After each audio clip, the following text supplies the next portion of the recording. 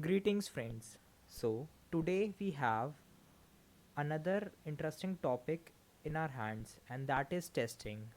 Now, this is one of the topics that many of you might think is a waste of time, but in corporate environment, testing your code is very as it can help us understand the bugs in our program and help us determine what the next update is. So let's see how this can be done. Django has provided us with a functionality for testing. All I need to do is define a number of tests. But before that, let's see what this app is. I have created this unit testing app, and inside it I have created this app called Columbus. In the app I have this simple model that has name and a completed field boolean. So let's see how this app works. I have started the server, and let's see what it opens. As you can see, it is simply a form in which once we enter data, it will be displayed below, and all the entries that have been made so far will be visible here. This app is very simple to test. After all you need to do is simply add a few values. But let's say this functionality was one of thousands in a Django app that is running in a company like Facebook. In that case, it will be impossible for the developers to perform testing each time they introduce a patch or an update. So in these cases, what we can do is define a number of test cases or a number of tests that needs to be done before we can launch the application. To do this, what we need to do is simply open up the terminal.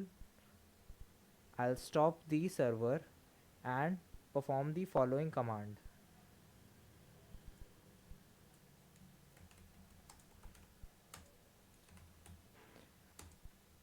Python manage.py test.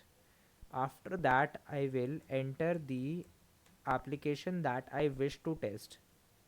This comes especially this is especially handy when we have a number of applications running in our Django app and we wish to test them simultaneously before integrating them. So I'll simply perform the test. As we can see that the first test has failed, and the reason behind is that assertion error has been thrown. So let's see what this thing is. I have opened the test.py file in Columbus, and inside it I have imported the model name that I created earlier, and from django.test I imported test case. Now I'll create a class called basic test. It will be inherited from test case. After that I will define a function like this test entry.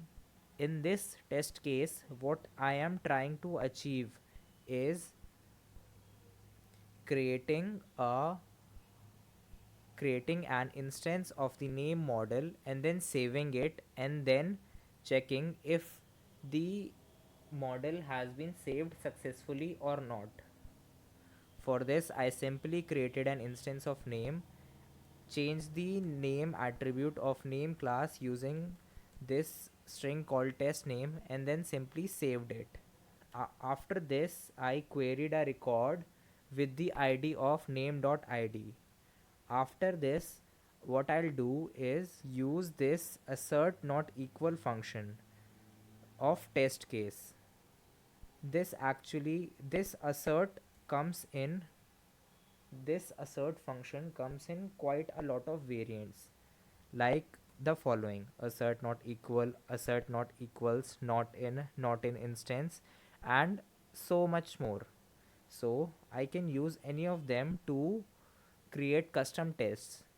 Here, since I used assert not equal, I was able to throw a negative reply in the answer. Now let's fix this test by changing it to assert equal.